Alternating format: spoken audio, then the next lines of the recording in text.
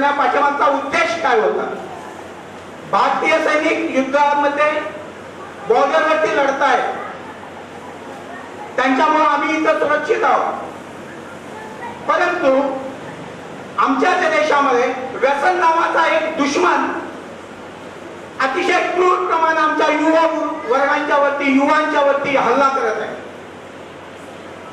अतिशय क्रूर प्रमाणे न समजून घेता एकेका विद्यार्थ्याला, एकेका पालकाला, एकेका युवाला आक्रमण करतोय. आणि हा आक्रमण थांबवण्यासाठी वीर युवा सावरकरांच्या नावाखाली आम्ही हा युवा मंच स्थापन केला आणि त्याचं कार्य आम्ही व्यसन मुक्ती, हा जो काही युवा वर्ग आहे, विद्यार्थी आहेत, तुम्ही बघता बघता बघत असणार.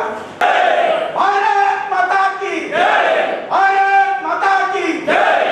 पहिलीच वेळ गोव्या स्वातंत्र्य होऊन 50 वर्ष झाली आणि गोव्याच्या लढाईत असं म्हणतात, म्हणजे महात्मा गांधी म्हणाले होते की बिना खडक आणि शस्त्रशिवाय आम्ही जिंकलो, पण हे व्यर्थ आहे, हे कधी झालं नाही.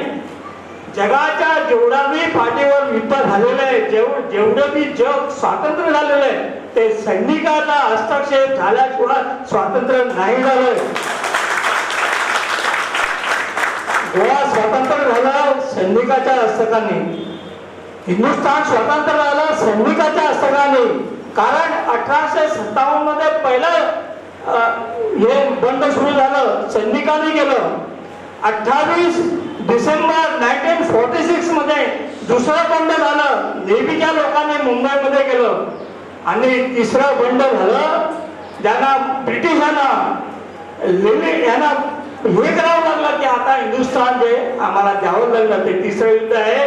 सुभाषचंद्र बोसने सगळ्यात पहिली हिंदुस्थानचा झेंडा जो आहे इम्फाल मध्ये चढवला, नाही राजकोटमध्ये नेहरूने चढवला.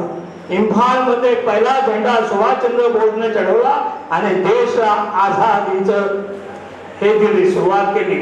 आजचा हा विषय वीर सावरकर आणि त्यांचं एकूण चरित्र, त्यांनी तरुणांना, देशप्रेमी तरुणांना कसं काही प्रेरित केलं असा विषय असला तरी सुद्धा आज या कार्यक्रमाला आपण जो जोडून घेतलेला हा सत्काराचा समारंभ तो अतिशय औचित्यपूर्ण आहे असं मी म्हणेन. याचं कारण असं आहे की याच वीरभक्तीची अपेक्षा सावरकरांनी केलेली होती भारतीय यांच्याकडून. वास्तविक ज्यांचं जीवन 1883 सालापासून जवळजवळ 1966 पर्यंत अनेक हाल अपेष्टामध्ये गेलेला आहे, चढ उतारांमध्ये गेलेला आहे, अशा वीर सावरकरांचं एकमेव स्वप्न होतं ते म्हणजे बलशाली भारत. आणि हा बलशाली भारत निर्माण करण्याचं काम मुळातच ज्यांनी करायचं होतं, ज्यांच्या हातामध्ये त्यांनी हा देश सोपवलेला होता, त्या मंडळींनी कशा पद्धतीनं या देशाचा विकास साधला किंवा नाही साधला याचे आपण सर्वजण साक्षीदार आहोत. वास्तविक पाहता आताच कॅप्टन सावंतांनी सांगितल्याप्रमाणे कोणत्याही देशाचं स्वातंत्र्य हे आपोआप येऊन हातामध्ये कधीही पडत नाही, हे ऐतिहासिक सत्य आहे. प्रत्येक स्वातंत्र्य हे आपल्याला खेचून आणावं लागतं आणि खेचून आणण्याचं काम हे त्या देशाचे सैनिक करत असतात. हे वैश्विक सत्य आहे, हे कुठेही असत्य होण्यासारखं वाक्य नाही, हे अत्यंत महत्वाचं आहे. भारतामध्ये अशी स्थिती निर्माण व्हायचं कारणच काय की भारतामध्ये प्रचंड प्रमाणात बुद्धिभेदाचाच भाग फार झालेला आहे.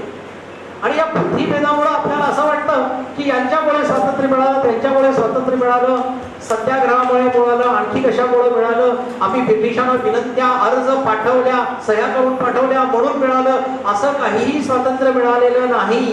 हे स्वातंत्र्य या सारख्या शूर सैनिकांच्या प्रतिकारामुळे मिळालेलं आहे, हे वैश्विक सत्य आहे. हे आपल्याला आज सावरकरांच्या या जन्मदिनाच्या निमित्तानं पुन्हा एकदा मी त्याची आठवण करून देतो.